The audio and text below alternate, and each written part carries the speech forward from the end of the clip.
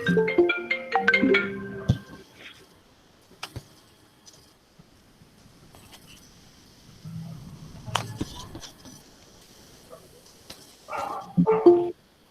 video हाँ काढ़ाते थे madam काढ़ाते. Yes. Am I audible? Yes, yes, yes.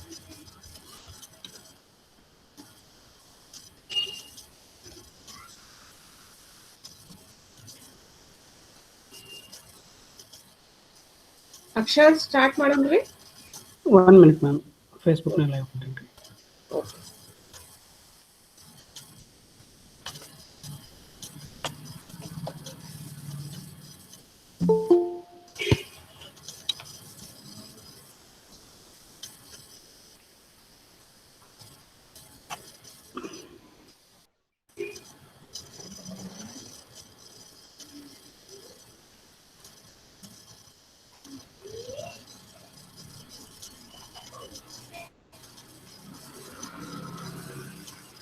Ma'am, you can start, ma'am. We are live. Yeah.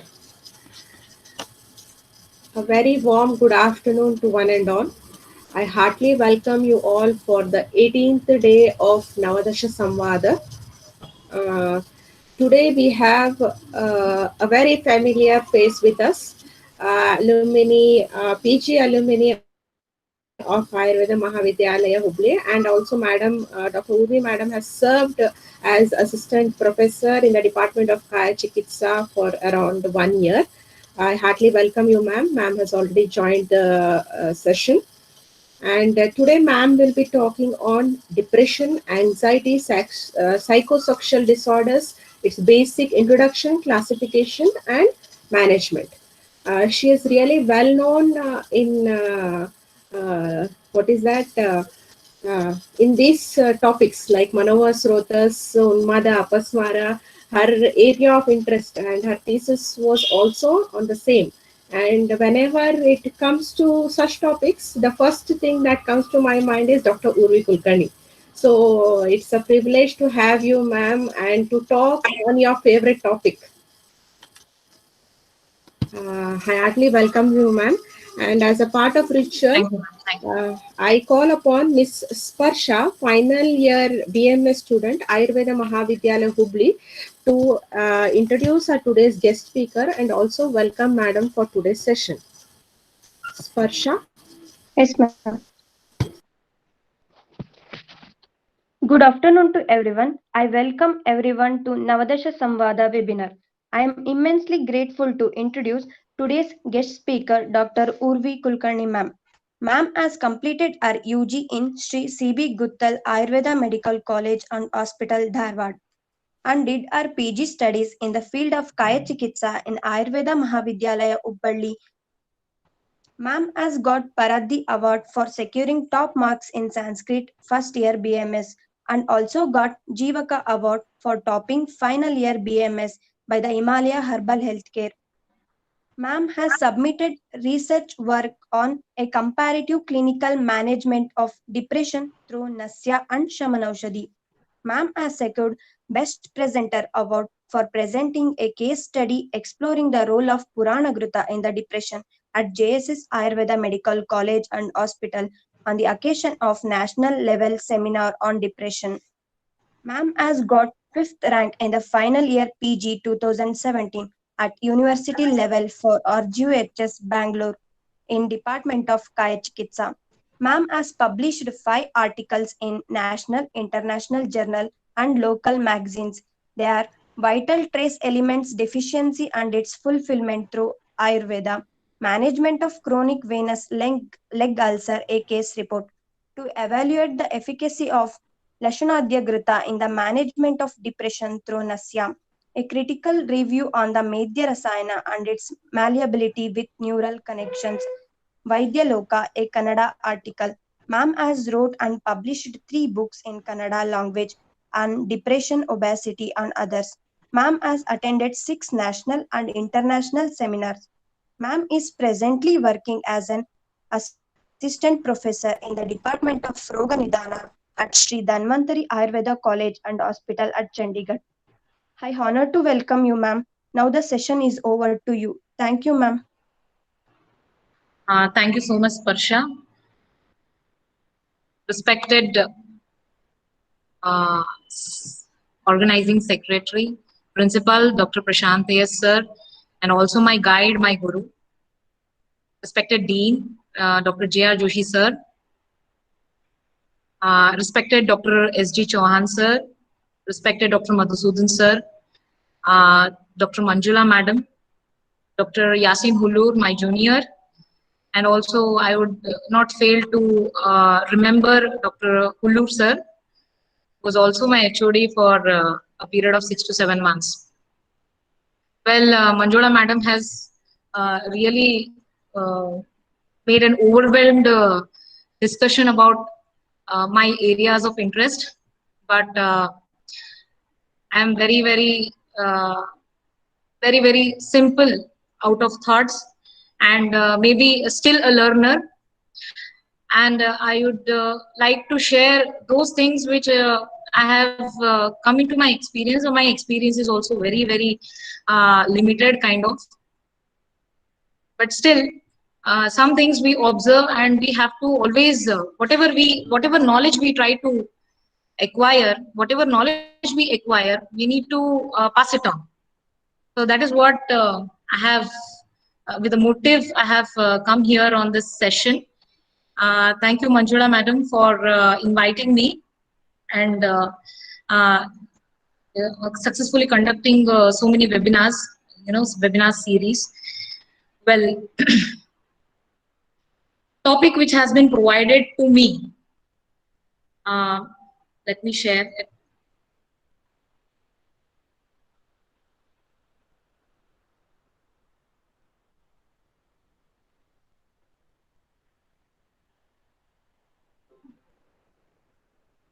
Manjula madam, can you see my screen? Yes. Your presence Is visible, madam? Okay. And now it is visible, ma'am. Okay. Can you take it on slideshow, ma'am, so that it will be? Yeah, sure.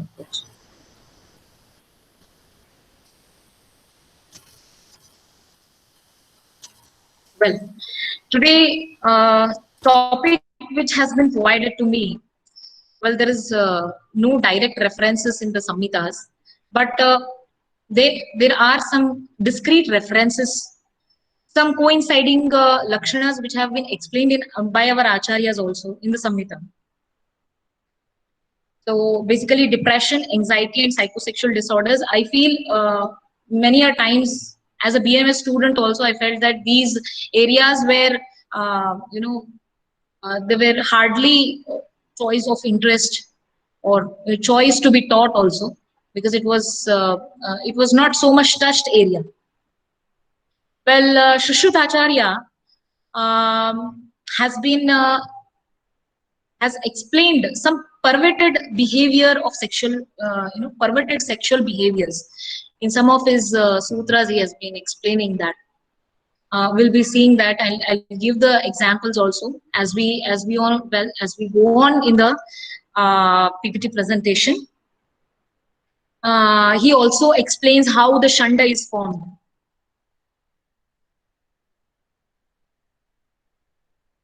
Then he has explained perverted sexual behavior is the cause for Dvajabhanga. So that is how he is explaining some of the concepts. But that is not indicated as a perverted sexual behavior, or exactly there is no direct reference. Even if we come to depression or anxiety, they have been quoted some words like Vishada, some coined words like Chittodvega, referring anxiety. Well, these all things are commonly explained. But apart from all the odds, Acharyas have left us with two things. How do we tackle these, tackle these kind of diseases, Vyadhi, when it comes into existence? How do we tackle these? How do we tackle depression, anxiety, and psychosexual disorders when it is not mentioned in our Samhitas? The guidelines have been not mentioned.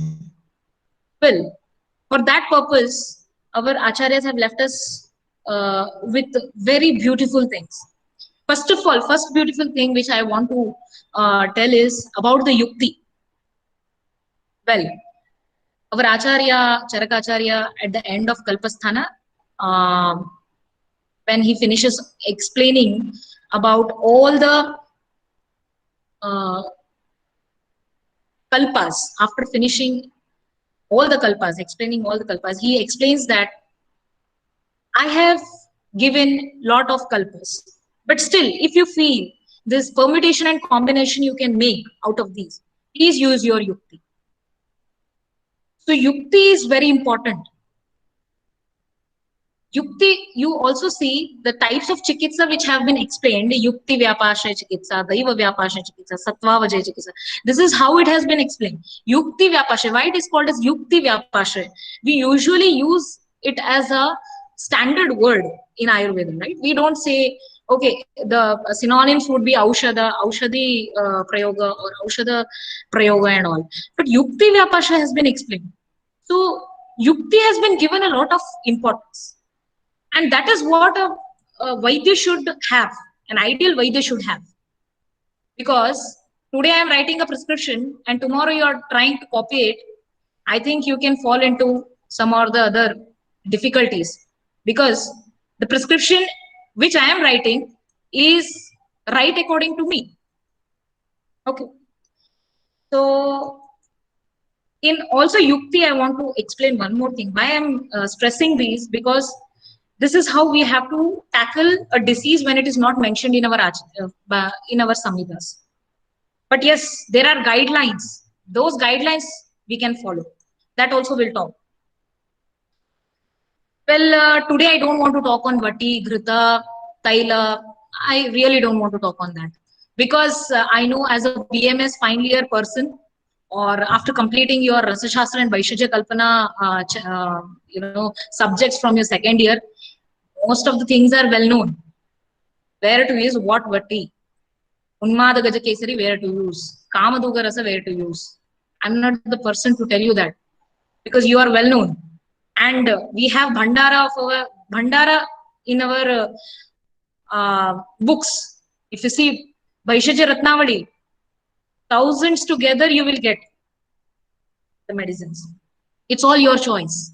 But yes, what we have to stress on, because if a patient comes to me with Manasa Roga, plus if he is having Balakshaya, I will try to choose Yashti Madhu according to me.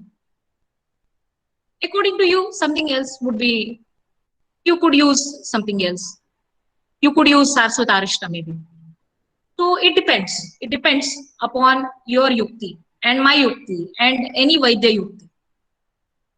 So I am stressing on yukti. Second thing is, our acharyas have clearly mentioned, it is not important to name a disease. See, now if I get a patient of depression in my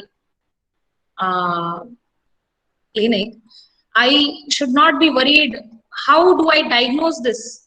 I should be rather worried to understand the nidana, to understand the lakshanas. Treatment comes later. But these three things we have to do first, right? So that is the second most basic fundamental thing what Acharya said. So there is no necessity to name a disease or diagnose a disease and then treat it. Then how to do? What next? Well, Samhita reading has been one of my favorite tasks. Because why I read Samhitas? Because well, I'm not good at shlokas, and even even my guide knows this very well. So I used to get a lot of scoldings for shlokas. I don't read it for shlokas, but interpretations. How do we interpret the concepts? Right? But unfortunately, when I move from one interpreter to another interpreter, there are many interpreters. I may also be one of the interpreter. I find the concepts little bit, having a change. But what one thing I found, and what one thing you all should be finding is, there is one thing common. And those are basics basics through which samhitas are also formed, framed, I can say. So those are three dosha, three mala, saptadhatu, panchamahabhuta, vimshati gunas. Anywhere you go in this universe, the whole universe has to work on this. The whole universe has to work on these basics. Samhitas are there. Samhitas are framed basically on these foundation. If there was no dosha, how could you understand that how it is Vataja Unmana, how it is Pittaja Unmana? How could you understand the Lakshanas, right? So basically, three dosha, three mala, saptadhatu, panchamahabhuta, and vimshati gunas. So these should be the point of concentration wherever you go. Well, you don't know the disease, you don't know which disease it is, but through the Lakshanas, through the Nidana, through the in observation of Nidanas, you can certainly get to know which dosha would be involved, which dhatu is involved, which mala is involved, which type of panchamahabhuta is exceeded, which type of panchamahabhuta we should be treating, which type of drug, in which type of panchamahabhuta drugs we should be taking for the treatment purpose, which gunas we should be concentrating. So this is how it should be. We need not hurry to diagnose, right? Because diagnosis will converge your thinking and basics will diverge. So you have lots of options when you come down to your basics. Well, we should be stressing throughout on the examination, the pariksha of the patient, roga pariksha, rogi pariksha, and roga pariksha mainly consists of the nidana, which you have to give a lot of importance. Because modern people have a concept called as idiopathic diseases. They say that any disease, if you don't know the cause, surely it is, kept under idiopathic disease. But think, when you don't know the cause, what you're trying to treat, right? So this, I think this is not a MD level question. I think it is a basic any BAMS student can be asking, will be asking. So when you don't know the cause, what you're going to treat, this is what is the question.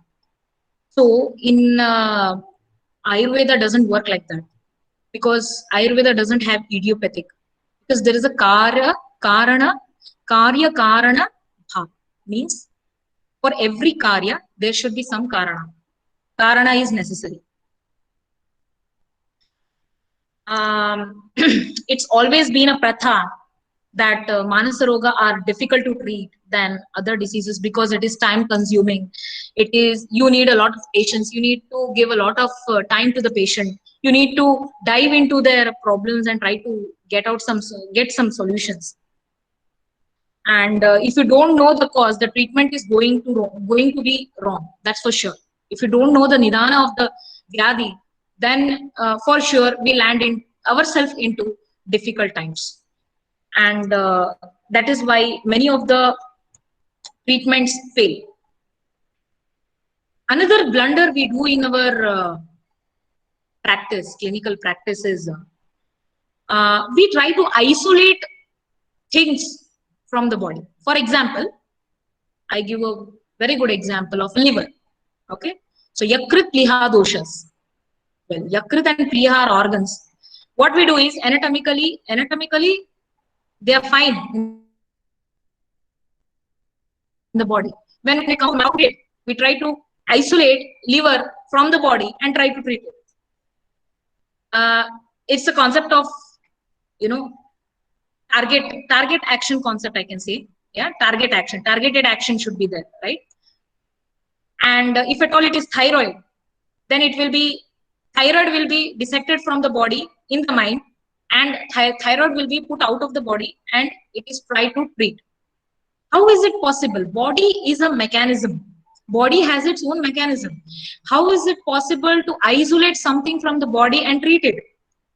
No, this is not a holistic approach. Holistic approach is something where you consider body as one. You do not isolate anything from the body. So that's very important in Manasa Roga. Why I'm stressing it is because many people think that body and mind are different from each other.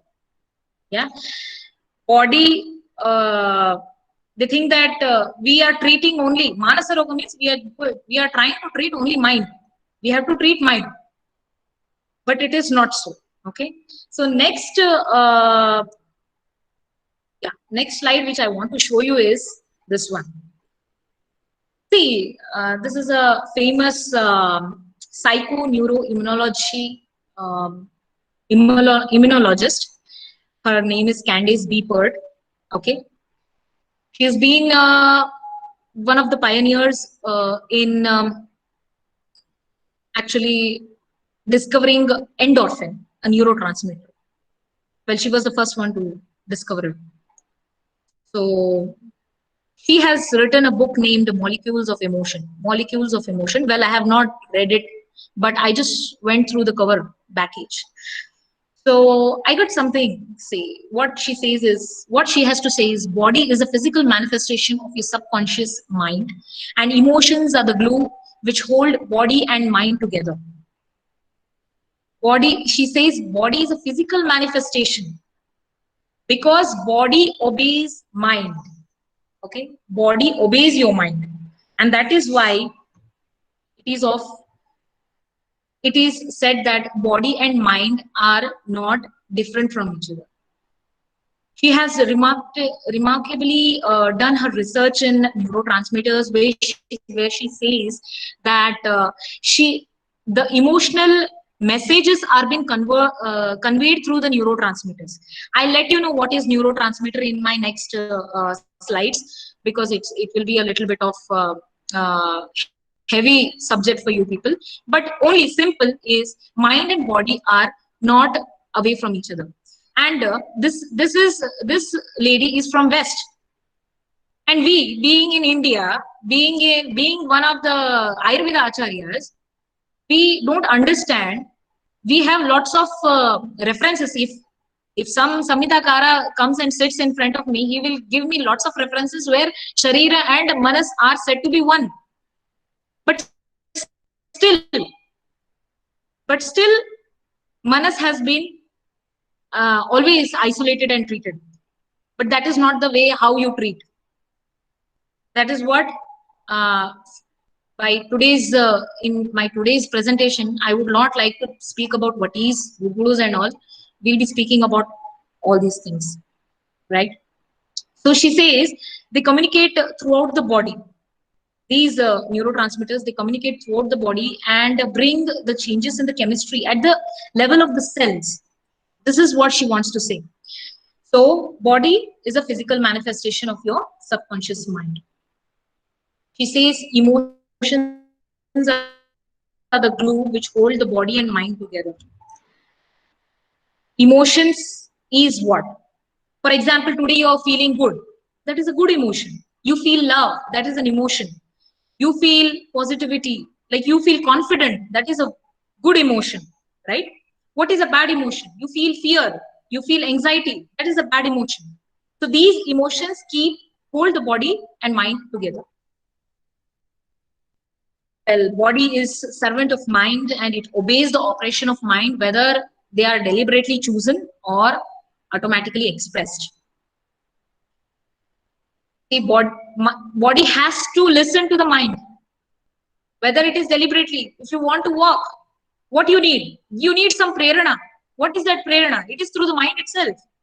When you think you want to walk, then you walk. The body is listening to your mind, right? Whether it is deliberately or automatically expressed. That is what is explained in Charaka Sutra also. Sattvam anuvidhiyate shariram cha sattvam. So Tattva is nothing but mana. Mana is always following Sharira. Sharira is following mana. That is what is explained here. Well, I want to give a small example in this case. For example, when you wake up, with a bad mood in the morning, what happens? What all changes can you see in the body? You feel lazy, you feel heaviness in your body, you feel there is no appetite today. You'll see, no, you all will be, including me, we all will be having these kind of symptoms. And what you feel is the loss of appetite. You don't feel like doing anything. You feel like, staying on your bed.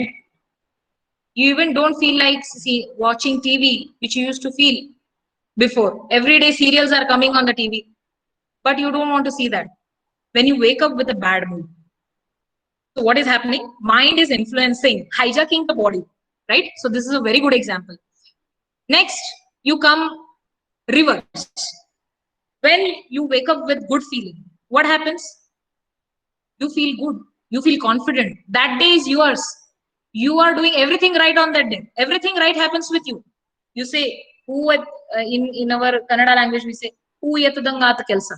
So they'll be saying. So why it is happening? Because of the good mood, because of the good energy you are having.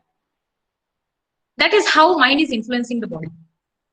Right. For example, if you're eating a very tasty food which you like, it easily gets digested. Whether it is paneer, whether it is gobi, whether it is panipuri, whether it is apatya, it gets digested. But when you are exposed to an less tasty food, it is difficult to digest. If at all it gets digested also, it doesn't nourish you. So at times, when acharyas explain, when there's a durbala patient, he explains, if at all apatya is needed for brahmana, then give. If at all you have to, you have to save the life of the patient, if at all it is apatya also, and it is priya to the patient, you give that. That is how. Mind is influencing all the time. Mind is influencing. Well, lakshano, manaso, these all things, I hope. Jnanasya abhava bhava evacha. In my little experience, in what patients I have seen and what clinical trials I have been carried out under the guidance of Dr. Prashant Iyer sir, we used to see many patients. In that case, around 70 patients out of the camps we have isolated, and 40 good patients where all the criteria were set, right? So in that case, I feel there are two set of patients. One is the patient who is able to receive you, right? Whose insight is not lost. There is no loss of insight. Who can receive you? Who is aware? Another set of patients are who do not, who have loss of insight, in the sense who do not receive you.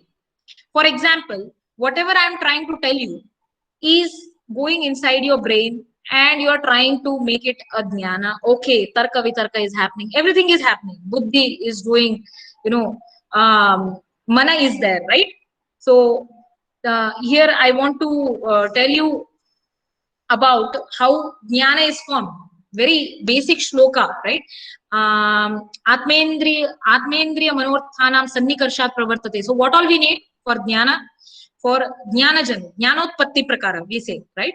So for jnanotpatti, we need atma, indriya, mana, indriyartha. Very much important. And then comes buddhi. Okay? Whatever I am trying to tell you, if at all your mana is here, then whatever is restored in your buddhi, it is nothing but jnana. When mana is not there, it is not jnana. Okay. In the same way, loss of insight means the patient is not receiving you. He is not able to understand what you're trying to tell. And no loss of insight is the patient is aware of everything. He is aware of he is in depression. He is aware that he is in a sad mood. He is aware that he is in a difficult position where he is not able to convey it to anybody. He is aware of everything.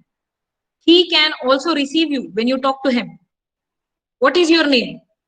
Immediately the answer comes. But the person with loss of insight, what is your name? Answer doesn't come. He's looking here and there. So this happens. So there are two types of patients basically. Well, sthana of mana has been always in controversy.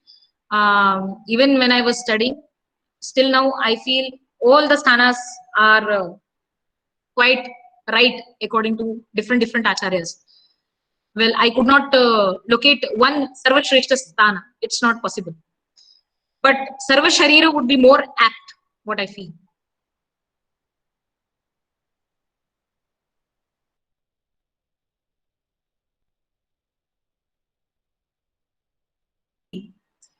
A neurosurgeon named Wilder Penfield. Wilder Penfield. You can also Google and see what are his theories on epilepsy. Well,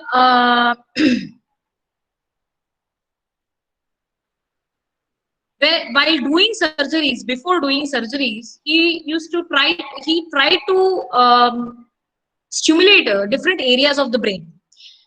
And he was the person who strongly said that mind is in brain. So in modern language, mana is mind. Mind, that is what he said.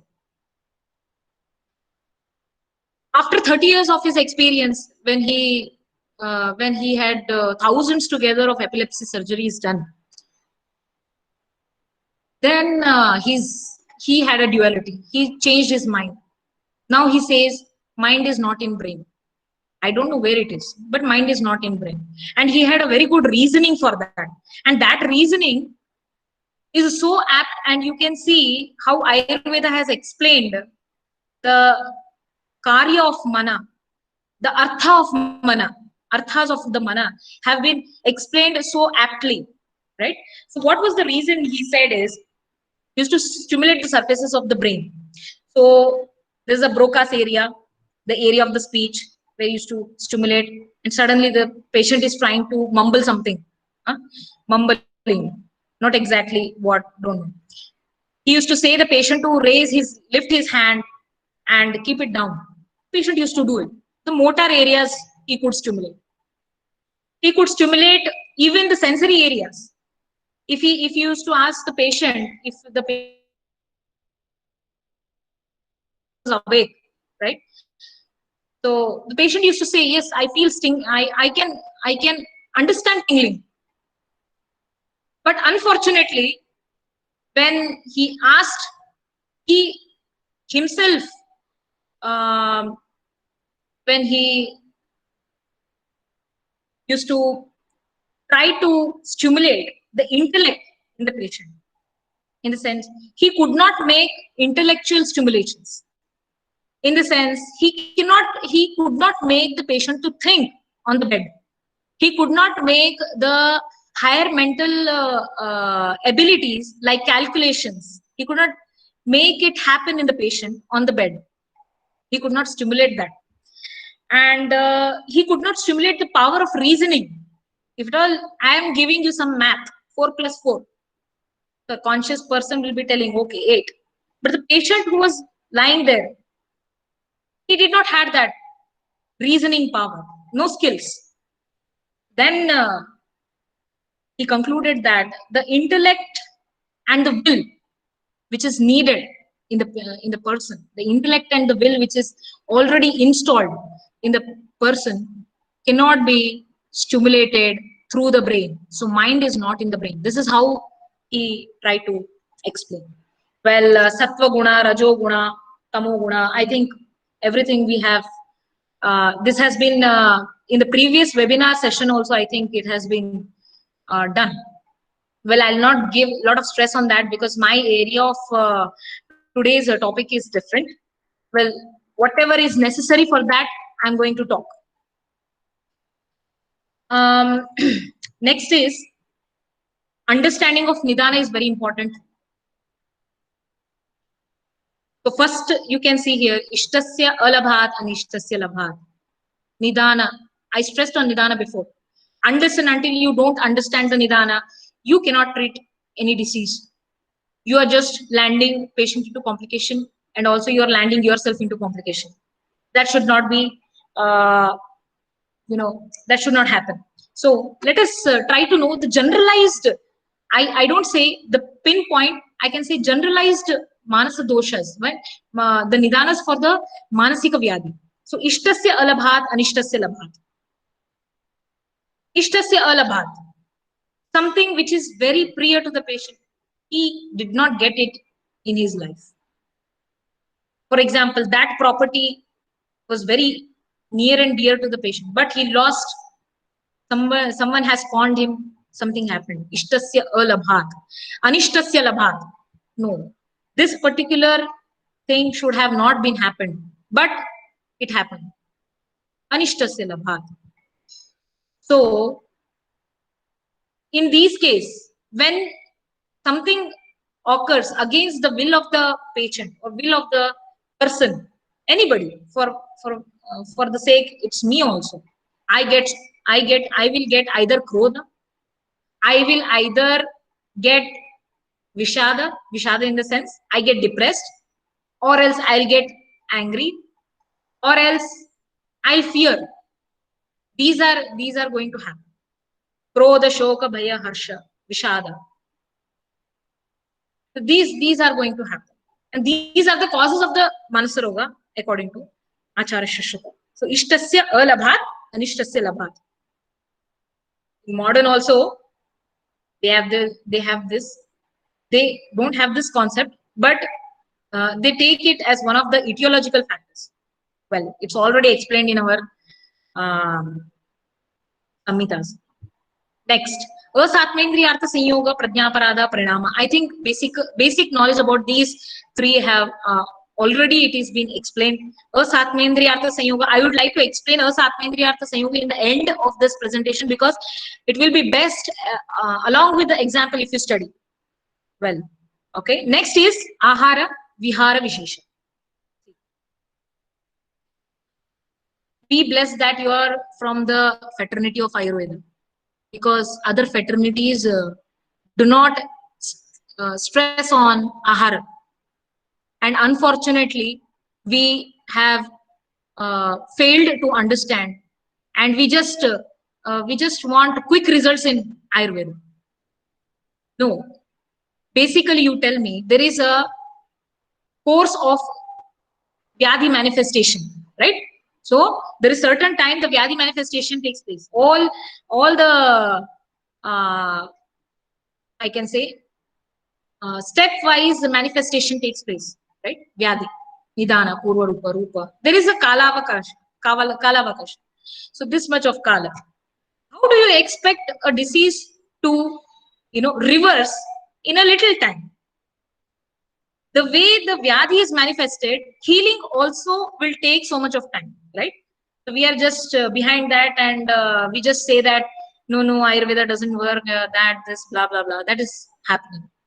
But see, you be blessed and fortunate that you're from the background of Ayurveda fraternity, and we can do more things in Ayurveda. Well, because the Samhitas which have been framed, right, they're very basic science. They are already researched. They are already multi-centered study. Multi-centric study have been already conducted on them. See, forget about,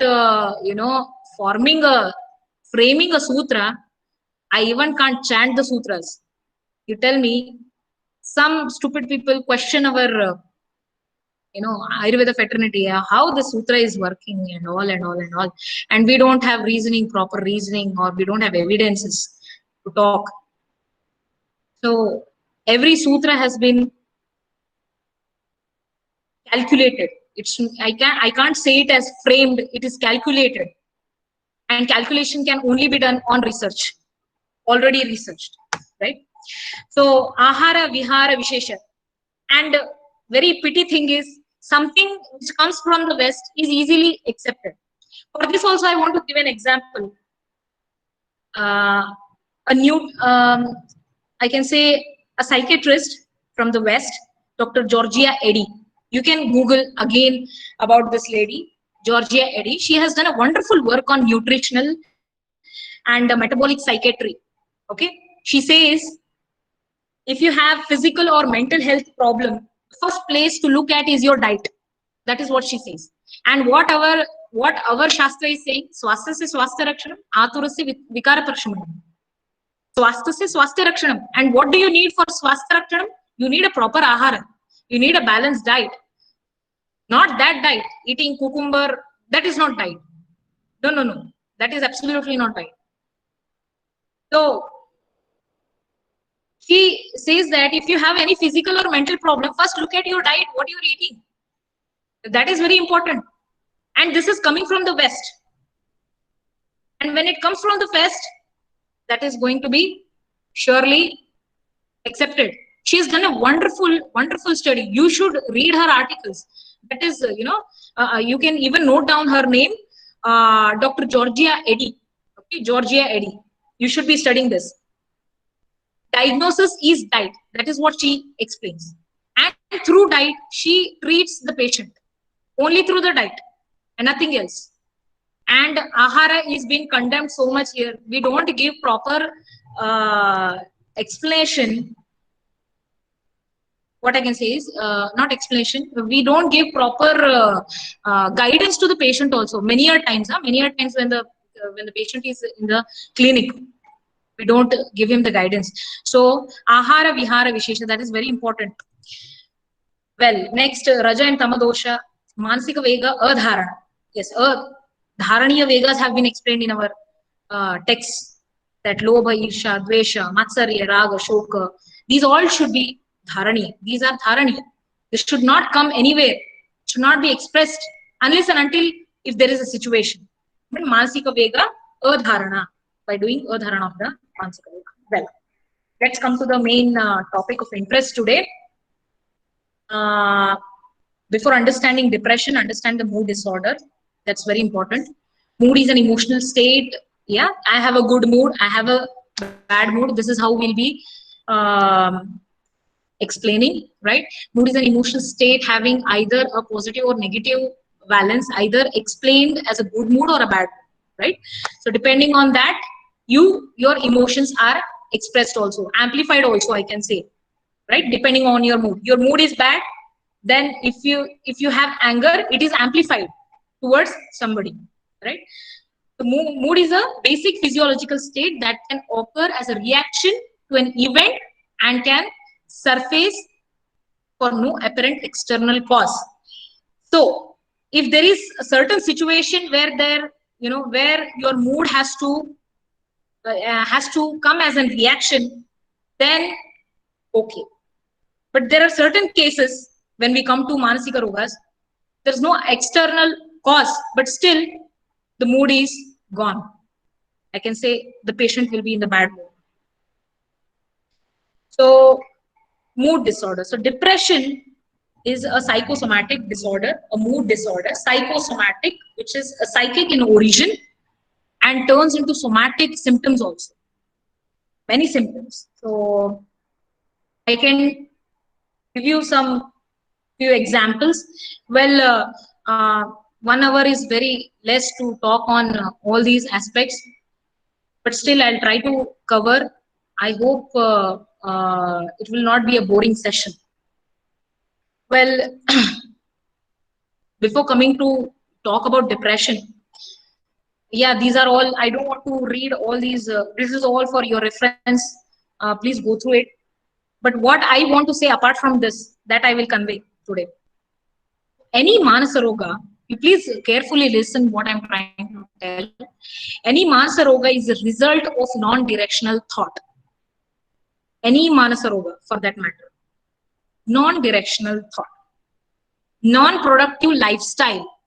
Today, if you're sitting alone in your home and you are not productive in the sense you're not trying to be useful for anything, for that matter. Your mom says, please come and help me in these chores. You're not useful to her. You're not productive at all. You're not interested in any drawing, singing, nothing. You're not productive. The life is not productive. Such persons easily get into depression. It's not the deficiency of neurotransmitter. Please listen to this carefully.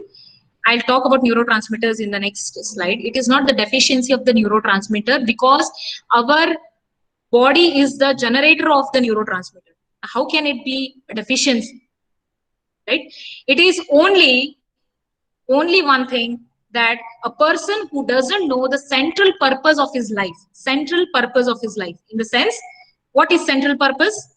Central purpose is what you want to do. When you are not doing what you want to do, you land into depression. When this is the scenario, how can some sarpagandha, some ashwagandha, or some, for that matter, antidepressants can help? When your central purpose of your life is not clear, what I'm supposed to do, why I am here, that realization, self-realization is not clear, what sarpagandha or ashwagandha, or for that matter, any antidepressants can do? Nothing can be done. It's only the mind, the aiming of the mind. For such person, if he gets the central purpose of his life, yes, this is what I want to do. When you know that this is what I want to do, you will do it joyfully. You'll enjoy the work. You'll enjoy the study. You will enjoy anything in this world, right? So that central purpose of life is the only treatment for such depression. So only I'm trying to tell you that Nidana is very important. Try to know what is the Nidana. After that, you can prescribe anything of your choice. I am not here to tell you that you prescribe this, you prescribe that. No. It is Ayurveda, free for all the Vaidyas. Right? So, treatment is very simple. Get the central purpose of life of the patient, and he'll be happy. Yes, you are happy doing this, you do this. Right? So this is how it should be. But then our treatments are going somewhere. Well, there are sub-classifications in depressive disorders also, DSM-5, according Diagnostic and Statistical Manual of Depression, which is worldwide accepted, right? And according to them, they have lots of types of depression depending upon the situation. For example, there's a situational depression or seasonal depression. If there is a season change, suddenly the patient is falling into depression. Recurrent brief depressions, small time depressions, major depressive disorders, having suicidal tendencies. So we'll see the lakshanas also. So sadness, loss of interest in the pleasurable activity, in the sense the patient was very happy singing every day. Every day he used to do Sangeeta Gana, but suddenly he stopped. Loss of interest in pleasurable activity. He used to love Sangeeta, but suddenly he is not singing. That is a good example.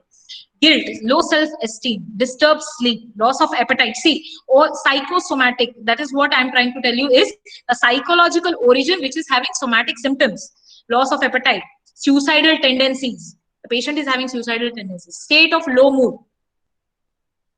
Why suicidal tendencies comes? When you feel you are worthless. Why I am useful on this earth? Again, deviation from your central purpose of your life. Why I am here? This is the question patient asks to himself. What is the use of me? I'm not productive. This is what he'll be saying, right? Poor concentration, difficulty in making decisions. Hypothesis in the depression. Yeah, this is a very deep concept, which I think I should be limiting because we have to complete so many other things.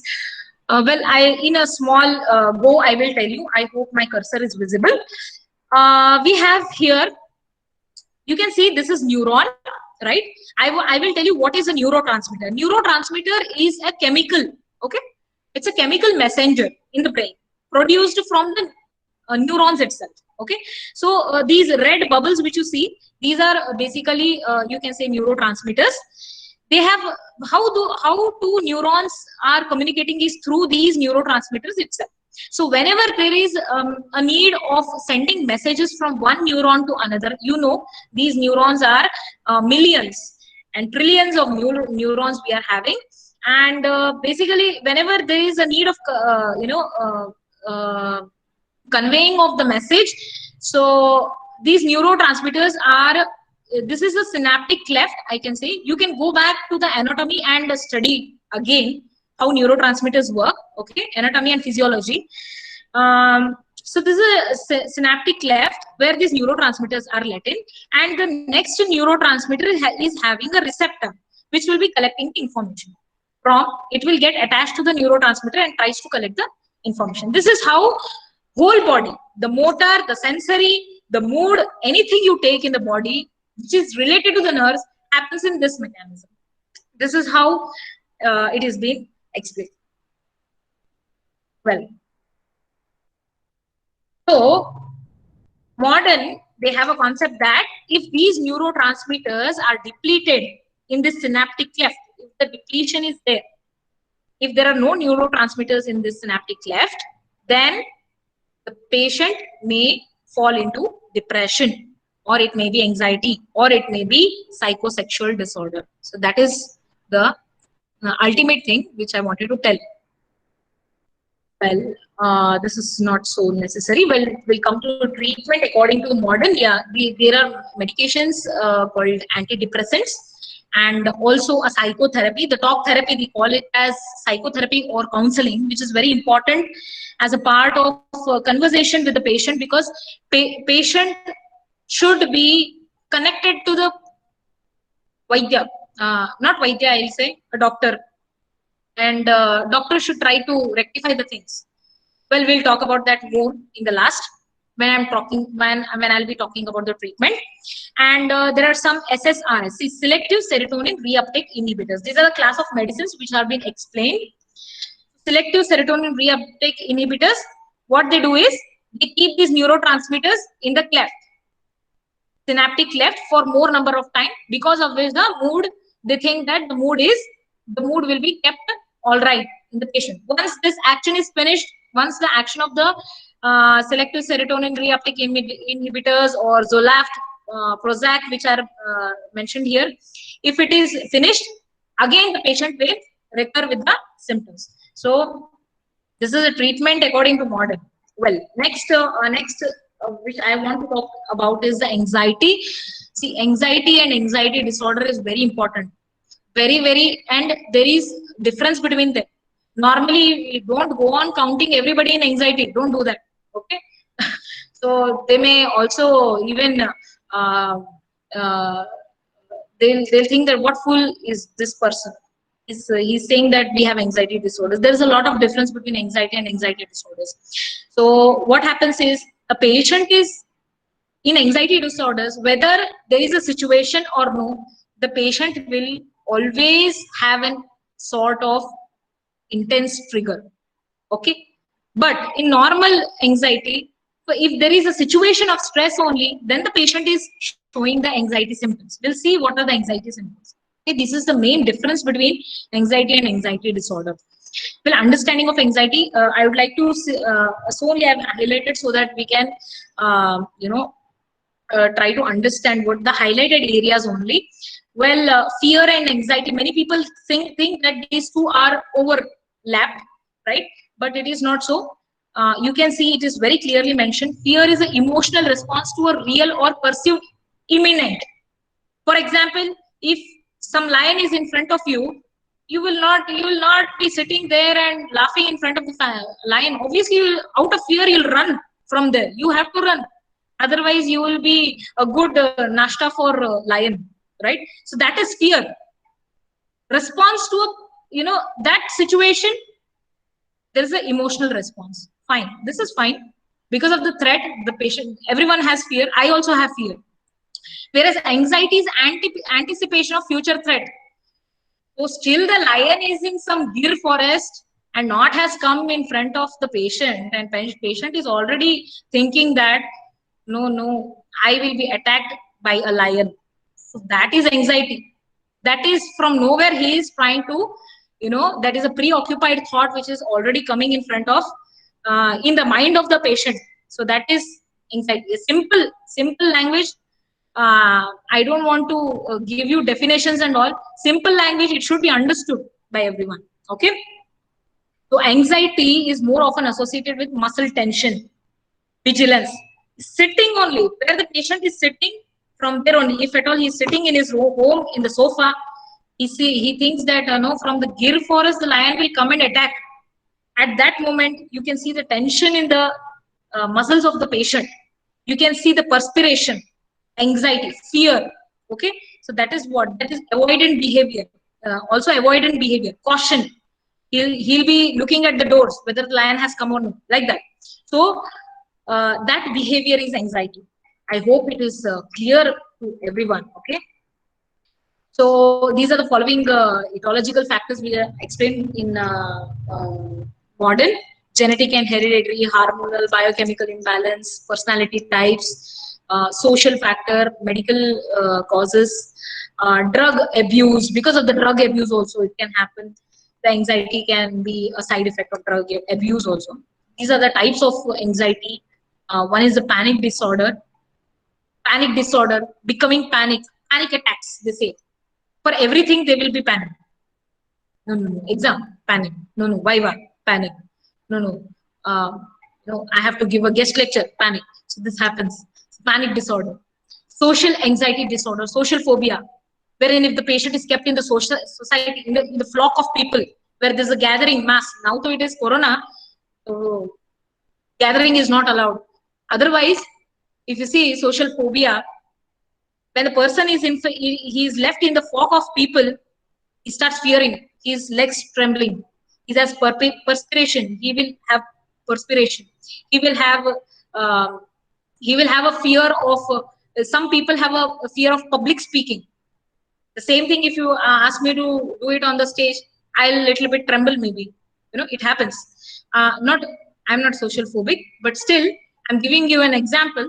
Fear of public or humiliation, bullies, right? Social anxiety disorder, obsessive compulsive disorder. This is my favorite because I have been, treating patients of OCD, starting from the research which I have taken. In depression, also OCD patients I could see. And what happens in OCD, I will let you know. This is generalized anxiety disorder. So we have other two also, post-traumatic stress disorder, flashbacks. Some person has seen a car, accident, and seeing that accident, he is kept in his mind. That accident is totally recorded in his mind, and every time he sees a car, he is having that anxiety symptoms. That can happen.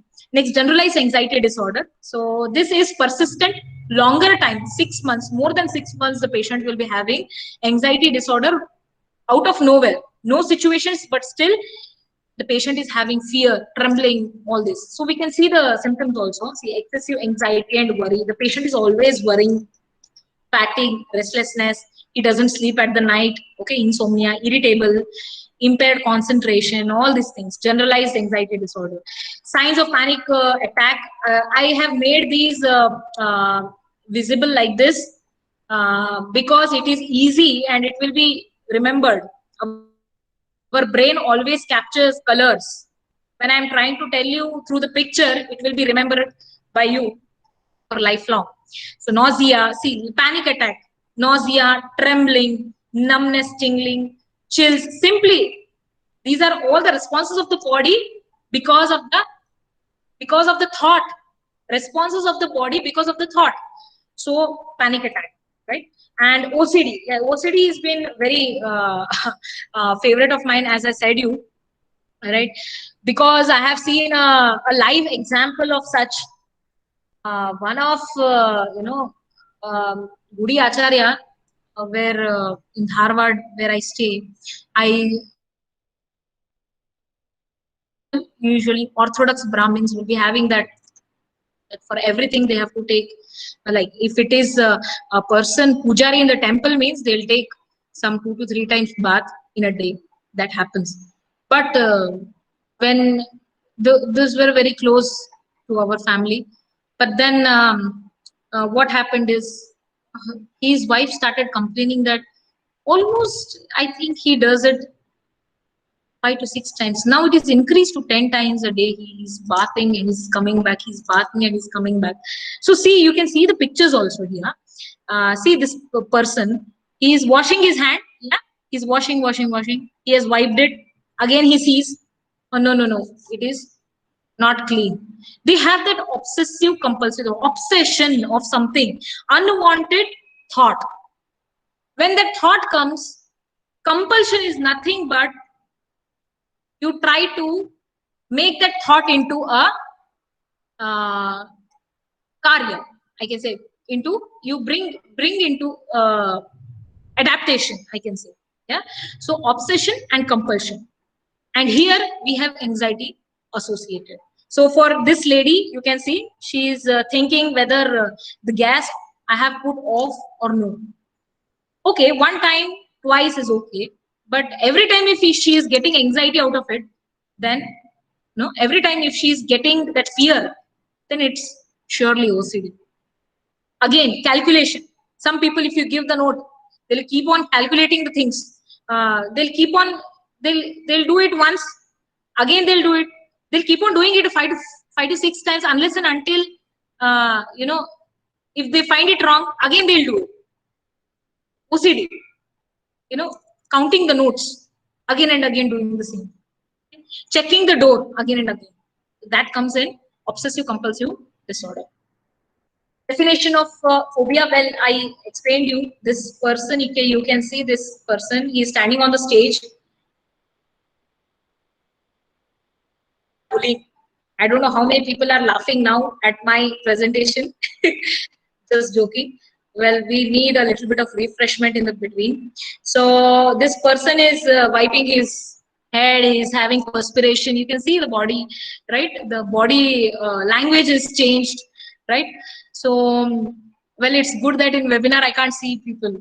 Otherwise, it would be a little bit difficult for me. Well, it's fine. Definition of phobia. Well, I don't want to define phobia. Phobia is nothing but fear. Meaningless, irrational fear.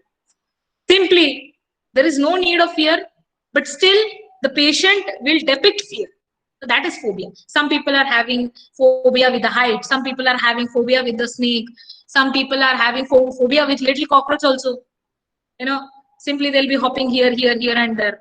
So these all are, these can be one of the things. Next, the treatment options, you can see the same thing again. Tricyclic, TCAs, benzodiazepines. Diazepams are the group of medications used as sedatives, if I'm not wrong. Then cognitive behavioral therapies are mentioned in modern. These are all modern. I think treatments and all you can see. Well, we'll come to the next. Next is very interesting topic is psychosexual disorders.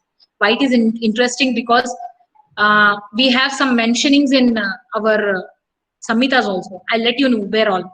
So psychosexual disorders, psychologically origin, right? Psychological problems which are disturbing the sexual life of the patient. Simple. No definitions. I don't want to speak about on the definition, but it's a simple ideology which you have to understand. Psychological malfunction, sexual disturbances which are caused because of the psychological malfunction. So other causes such as, you see, these causes I want to, it is very common in Indian societies. Okay, ignorance or improper sex education or regarding it as a taboo. What do you mean by taboo? Taboo in the sense sex is dirty. Talking to the children or you don't need to talk directly about it. People avoid talking about sex education. They avoid talking to their children also, because of which there is a lot of psychosexual disorders in emerging days, because of the orthodoxity of the people, especially in the orthodox society. Well, next is conflicts of values between sexual feeling represented by the family, like sex is dirty, sin. They feel that it is a dirty sin. But no, one thing is, where do we come from? We are basically the product of this divine thing. That is what we have to understand. Then a taboo will be thrown out from the head.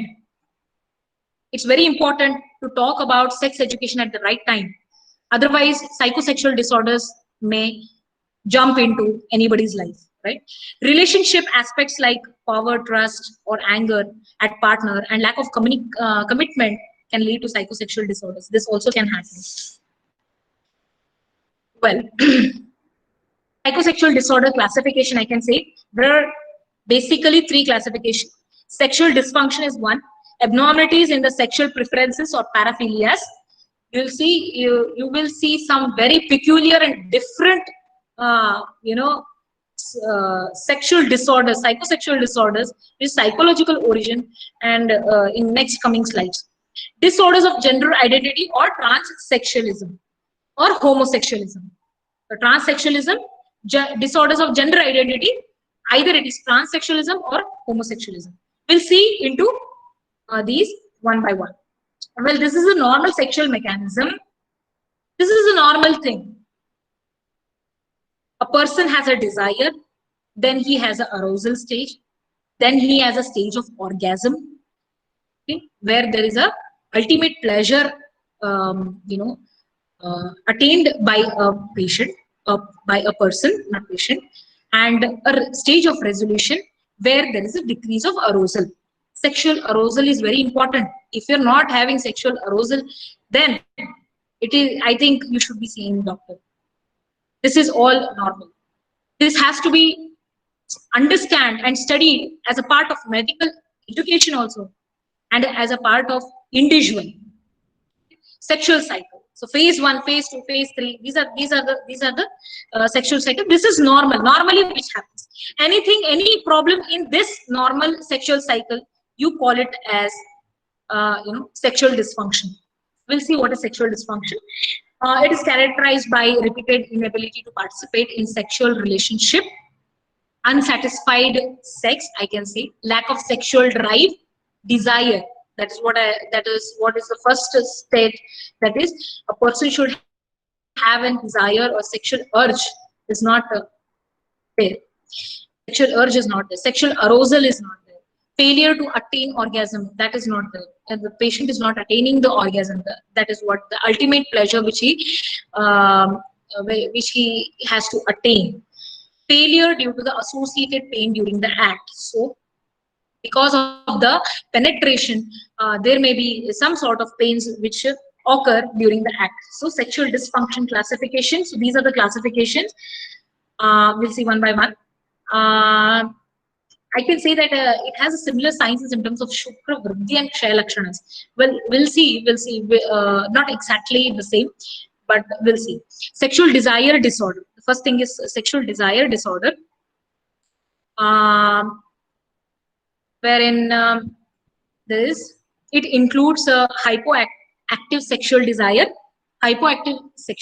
where there is deficiency or absence of sexual fantasies. The patient is not having any desire of sexual activity. Such thing is a hyposexual desire. Next is sexual aversion disorder. The patient is not ready to go to the partner, or he has a great aversion towards the partner. Avoidance nature. That is sexual aversion disorder. Next is these are divided into 2 types: primary dysfunction and secondary dysfunction. I will share this PPT anyways, so that you people can get it through madam. Primary dysfunction, secondary dysfunction. Primary is, they say that it is undefinable biological condition according to modern, but nothing is undefinable. There should be some or the other reason. Secondary dysfunction is hormonal imbalance, adverse drug reaction, use of excessive antidepressants. So these are all. And the less common sexual desire disorder is the excessive sexual activity, excessive sexual desire in the patient. Okay, so that is what I was talking about. Shukra Vriddhi Lakshana. Ati Stri Kamati has been explained. Well, next is sexual arousal disorder. Occurs in both male and female. Sexual arousal disorder, wherein there is inadequate, there is no lubrication. Vaginal lubrication is less, or the patient is having a failure in maintaining the erection. It may be erectile dysfunction, or it may be many a times premature ejaculation also. So both the things can be the same thing. But last line I want you to see is, if erection occurs during sleep or masturbation or with different partner, then it is psychogenic. That's for sure. Means psychologically he is not accepting the partner he is having presently. And if the erection is occurring during sleep or masturbation, it is normal erection is occurring, and if it is not occurring with the partner, then it is psychogenic in nature. That has to be noted, because many a times we try to treat erectile dysfunction with many Vajikarana dravyas. I agree, Vajikarana dravyas are also having equally lot of effect on psychological ailments also, manas also. But still, here, part of Sattva Chikitsa is very important, what I feel. Next, orgasmic dysfunction, where there is no orgasm attained or inability to reach the orgasm. The male would be male dysfunction, would be delayed or lack of ejaculation. So that can happen because if there is no proper orgasm, there is no ejaculation happens. And second is premature ejaculation in the younger age group. If it is habitual ejaculation prior or shortly after the penetration, or penile erection, so which are psychogenic in nature. These are basically psychogenic, and which will need Sattva Vajra Chikitsa, which will need counseling therapy. Next, sexual pain disorder. During penetration, there is a sort of there's a lot of pain, and there is a sudden muscle spasm which is called as vaginism. That is one. And dyspareunia, there is a recurrent pain during the intercourse, wherein both male and female are having those pains. Okay, so that may be because of the lack of lubrication or painful scars, muscle spasm, maybe genetic cause also. So sexual pain disorder. Management of this sexual pain disorder, basically in modern, they have psychotherapy, counseling for the couples, for the patient. Counseling is done as if they'll try to make the couples understand the body parts properly. They try to understand why it should be in this manner. That depends. The counseling depends upon the area of problem. It is not a generalized thing. So only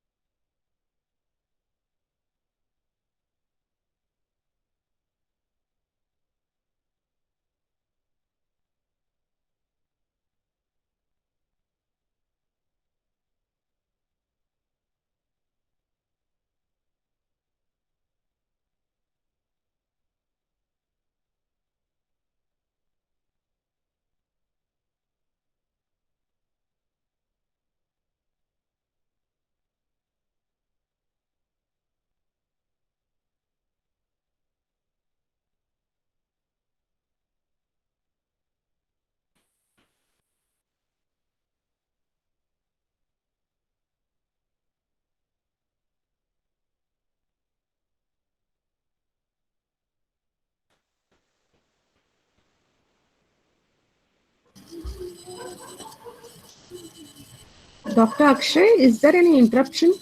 I think Yes, yes, I think Madam there is a committee. connectivity issue. Okay, we'll wait. Yes, ma'am. Ma'am, mute. You are on mute mode. Yeah. till where I was. I'm sorry, I could not know that I was out of this. Yeah, ma'am. Last slide, where I was, madam. If you could say me. Psychotherapeutic measures, ma'am. Counseling of the couples or patients. Yeah. Okay. I have not gone more far. Well, Yeah. Thank you so much. Disorders of the sexual preferences. Well, paraphilia. Sorry for the inconvenience. I hope I have some more 10 minutes of time, madam. I'll not Yes, take yes, ma'am. because these, as you know, these are very Yeah, topics and we have clubbed yeah, three yeah. of major We topics, need right? a little bit of time. I hope the viewers also are not because at the last I'm going to talk some more things about the treatment principles also. So disorders of the sexual preferences.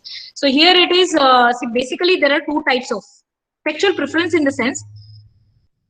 Naturally, a partner should have one more partner, and he or she should be there with the partners. But here it is not happening. It is either a non-human, okay, non-human object like a shoes, I can say, like a table, like a chair, okay, where the patient is getting sexual arousal. This is very unnatural, which is not coming in a natural form, which is not coming in a natural cycle also, right? So, I said basically two types. There are abnormalities in choice of sexual objects, and those are 5 types, and abnormalities in the sexual act. There are of 5 types. We'll see one by one. So first thing is abnormalities in the choice of sexual object. See, sexual object in the sense it should be, if it is a normal case, a partner should be having one more partner, right? This is normal. But here, see the abnormalities, sexual object. First thing is fetishism. So fetishism is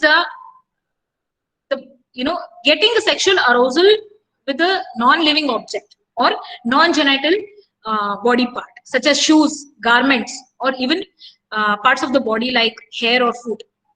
So the object of interest is called as fetish, and the person using that object is called as fetishist. So what he does is his sexual arousal should come usually with a partner. That is normal thing, but abnormal is this. The patient is getting sexual arousal from such non-human objects, non-genital body parts such as shoes. So he tries to masturbate in the shoes. So that is fetishism. Next is transvestism. The transvestism, we can say almost all transvestisms are males, they say, in the statistical data, what they have got. And transvestism is nothing but getting a sexual arousal after wearing an opposite sex, the garments of the opposite sex, or the garments of the partner, I can say. So repeatedly he wears the clothes of the opposite sex, and which is a means of sexual arousal. With that only he will have the sexual arousal. So there are two things. Now, again, in the last will come transvestism, and there's one more thing, transsexualism. Transsexualism is different from transvestism. We'll see how. Here we have sexual arousal in the patient because of repeatedly wearing the clothes of the opposite sex. Okay? So this is transvestism. Next is pedophilia. Pedophilia. So pedophilia is of two types. Pedophilia is nothing but the sexual arousal is only got through the children of pubertal children or pre-pubertal children, where the object of sex is children. So molestations, if you see, in the TVs we see small child is 6 months, 3 years, 2 years, child is molested by some 39-year-old or 25-year-old person. So there are also two types in that. Homosexual, they prefer the child of the same sex, and heterosexual, child of the opposite sex. So this can also happen. Usually, sexual gratification is deserved by the children at the puberty, usually. But today, if we see in the TV, that also has crossed. 6 months child is also not left. Sexual activity usually may extend to forceful coitus. This can happen. So it can be a rape case. So this is pedophilia, a sort of psychosexual disorder. Next is necrophilia, a rare condition where there is erotic arousal provided by the dead body. In and around the dead body, the patient tries to masturbate and tries to attain the sexual gratification. So that is necrophilia. Next is bestiality. This is the most bad thing which I have seen, but we can't avoid it because it is again a disorder. It is a disease. So bestiality, also called as zoophilia, where animals are used as the object of sex to attain the sexual gratification. Sexual behavior is directed to animals as a preferred activity. Some animals are trained, especially trained for this. So we can get the traces in Ayurveda that bestiality was known before also, because Acharya Charaka has explained it is one of the cause for Vajabhanga. Cause of Vajabhanga. Next is abnormalities in sexual act. This is again 5 set of different sexual act. Exhibitoism.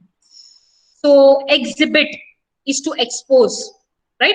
Some people, what they do is they get the sexual arousal by exhibiting their genital organs to someone who is someone walking in front of them, or someone who is not their partner, someone else, as if the individual gets embarrassed because of this.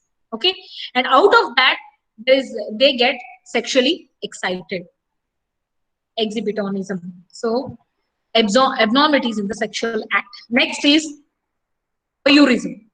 Voyeurism is also called as peeping Tom. This patient gets a sexual excitement after watching sexual activity of other people. So some couple is, or else some lady, she's trying to change the garment, seeing that,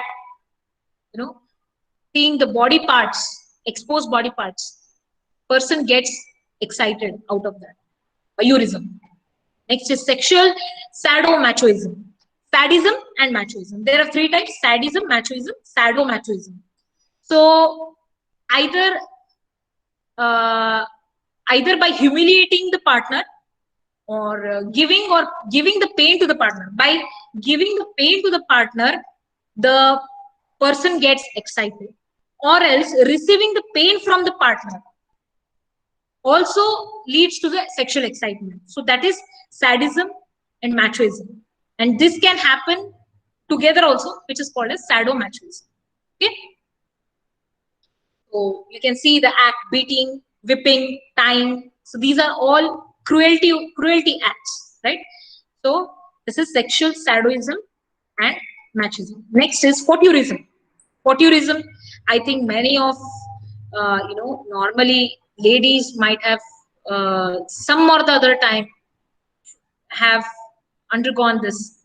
The sexual pleasure in the men is comes out by touching the body of an unknown female, okay, or rubbing against the body parts of the unfamiliar female, and finally he attains his sexual urge or sexual gratification, desire, and followed by masturbation. This is voyeurism. Next is, third type is gender identity disorder, where there are 2 types. First thing is through the expression, I can say verbally, through assertion that he is the reality of the member. So gender identity means what happens is a patient, if he is a male, he wants everyone to count him as a female. Gender identity disorder. Okay. And second thing is, if he is a male, he wants to have a male partner. That is homosexuality. That is called as homosexuality. Means if it is a female, she wants a female partner. We say in a common language as a gay and a lesbian, right? These are in common languages we say. But that is called as homosexuality.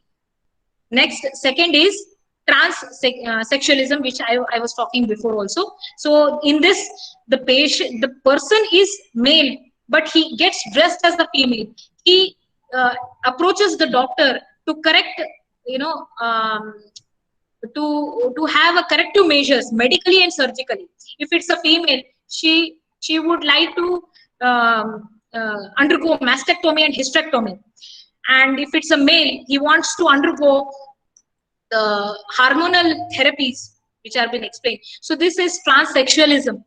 We usually see many transsexuals in and around. Yes, the sex drive is low, depression is suicidal attempts, and if at all these corrective measures are denied by the doctors, they give the dhamki to the doctors that if you don't do this, we will suicide. So on humanity basis, they try to trap the doctors. So this is transsexualism, and this is homosexuality, as I said before. Okay, management of psychosexual disorder, again in modern, there is no much.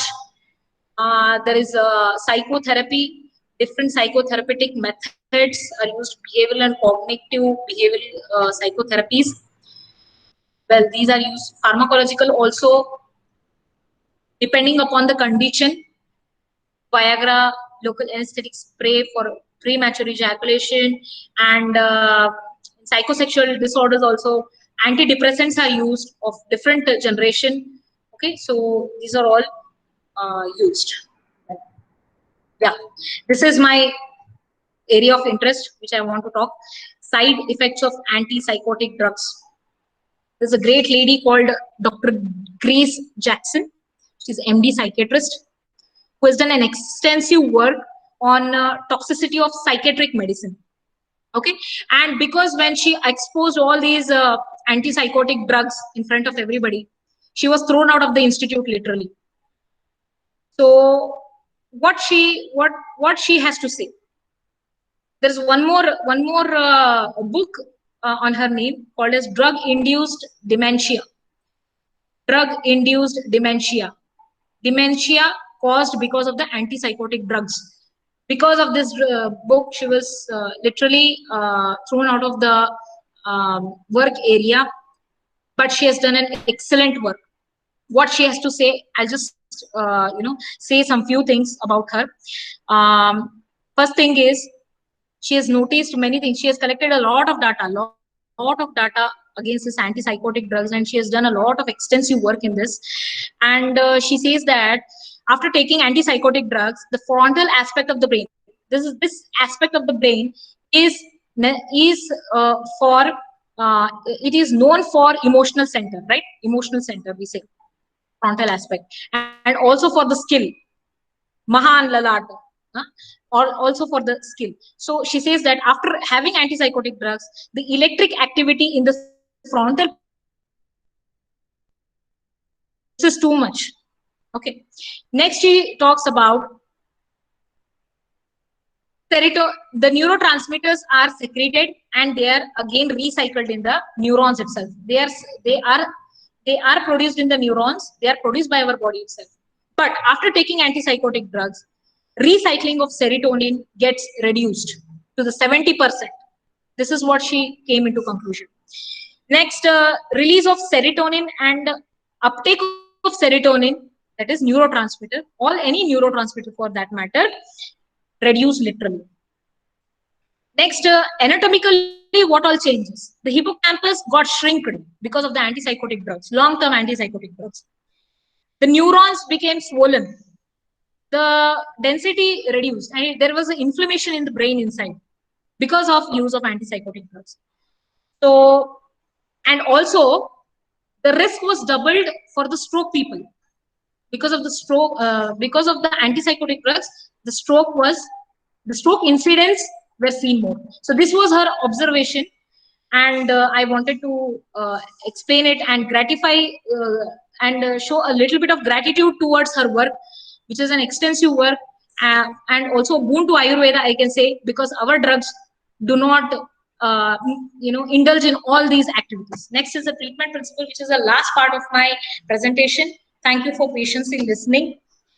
Well, treatment principle, what I want to tell you is, when it comes to depression, I'll just sum it up.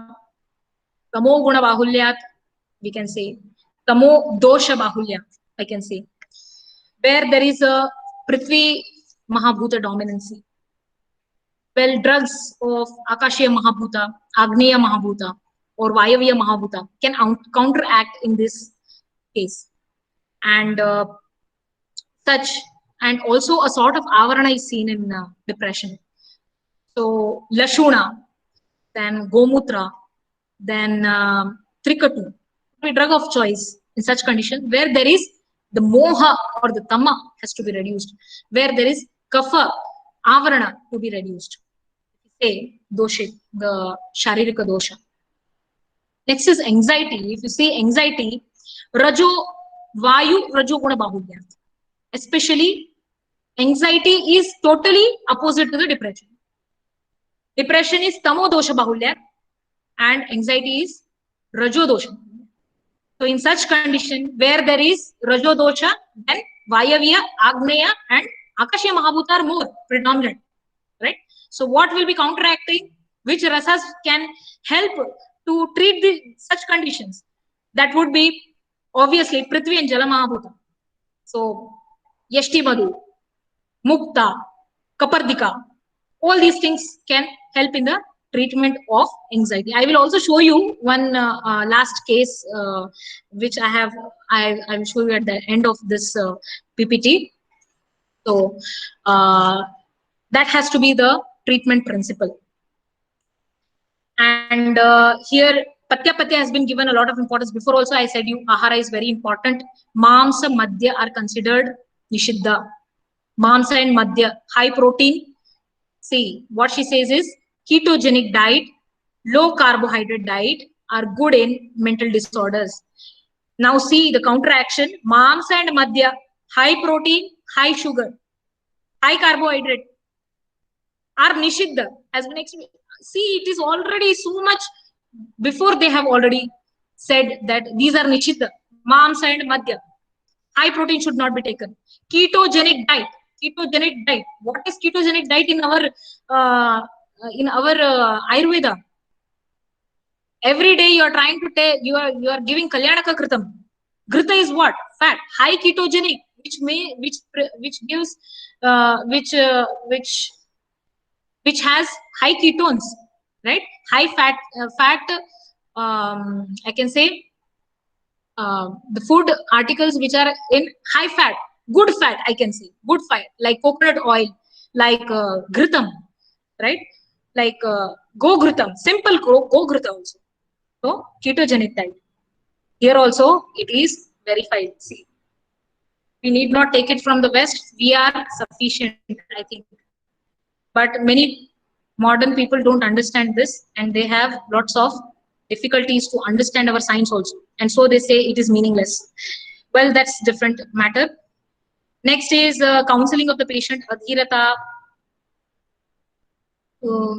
Then should have trust. The people who are thinking of his welfare should not trust everybody. Should not indulge in atichinta, vichara. Avoid doing guru nindana. Do not do guru nindana. Brahmana nindana. Do not do that. So this is all treatment principle explained by our acharyas. Well, there is discrete treatment principle, I can say. Next, in Charaka also, here also they have explained a lot of things. Diverting one's mind from ahitakara dharma, artha and kama to hitakara sukha, hitakara to the sukha, hitakara dharma, adharma, not doing adharma, doing dharma. Hitakara artha means if you're trying to, earn money in a right way, that is a hitakara artha, right? That is how it has been explained. Well, after that, I also want to sum up something on psychosexual disorder, wherein all of the psychosexual disorder can be understood under Achara Vibhrama. Vibhramas have been explained in the Nidana. Charaka Nidana, Unmada Nidana, they have explained. Mano Vibhrama, Jnana Vibhrama, Cheshta Vibhrama, Sheela Vibhrama. There is one Vibhrama also called as Achara Vibhrama. What it has to say? Achara is Shastra Shiksha Kruto Vyavaharaha Ashauchadya Acharati. Means, according to the Shastra, one is not doing the things according to the Shastra. There is a Kama Sutra Shastra also. And these all activities which we have seen in psychosexual disorders are not the normal, the natural ones. They are the abnormal ones. That is not according to the Shastra. So such thing is Achara Vibhrama. Achara is anything. Achara is a pratha. Achara is a adaptation. So this has been followed since many years. Adaptation. So unless and until a person, I can give an example, a small example I want to give here. Porn watching, right? Unless and until a person is less in sattva guna, he will not be driven to see the porn. Okay, now he has driven to see the porn. Raja and Tama guna are slowly converted into Raja and Tama dosha. They become into Tama dosha, not guna. Or Prakriti, he will indulge in unwanted activities. After seeing the porn, he wants to adapt it in the daily life, which is again an unnatural thing, right? So what is achara? Achara is adapting something which is right for the life. Anachara or achara vibhrama is adapting something wrong. So that is totally achara vibhrama. For example, I can also say Viagra is used in the treatment of erectile dysfunction, but unnecessary, today's youth is using Viagra. Unnecessarily, they are misusing the Viagra. That is Achara Vibhrama. So what should be the right thing for the treatment of Achara Vibhrama? Obviously, trying to explain the person. If it is Achara Vibhrama, trying to explain the person, trying to help the person to get out of it through the counseling, through the Sattvavajaya Chikitsa. Sattvavajaya Chikitsa is holding the highest positions in the treatment of Manasa Vyadhis. So that's very important.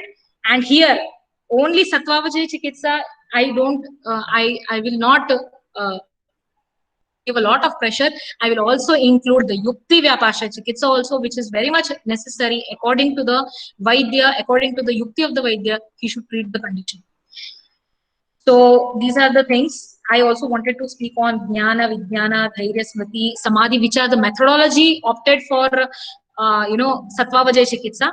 But it's okay. I think it's too much of time. But last thing, the case study which I had done. Well, depressed. This is one of the case study for depression, wherein the patient was suffering from depression 5.5 years.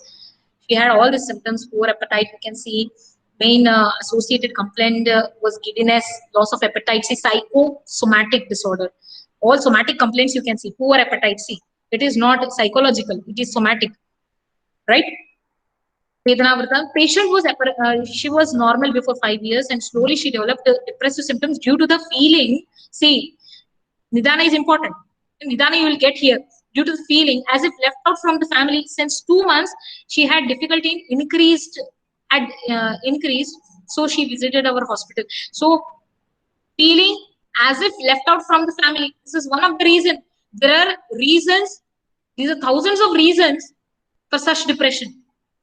So you have to act according to the depression, according to the Nidana.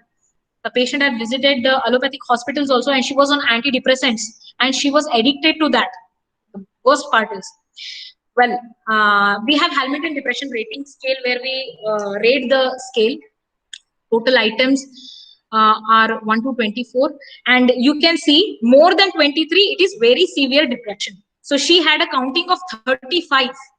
Major depressive disorder. She had suicidal tendencies also, which I have not mentioned here. But then results in the patient after giving lot of Sattvavajaya Chikitsa and also Yukti Vyapasha Chikitsa. Before treatment, it was 35. During treatment, it was 3. And after treatment, it was 1. Depending upon the condition, you can utilize any kind of panchakarma for that matter. Vamana, Virechana, Nasya, anything. Anything for that matter, depending upon the condition. Improvements after 1 month. See, these are the improvements after 1 month. She was 21 years old. She confidently attended the interviews. The person who was not ready to speak, she confidently attended the interviews, and she got placed in a very good company. Depression was totally reduced. She had obsession symptoms also. I said OCD, right? Those also was reduced. She was totally fine after the treatment.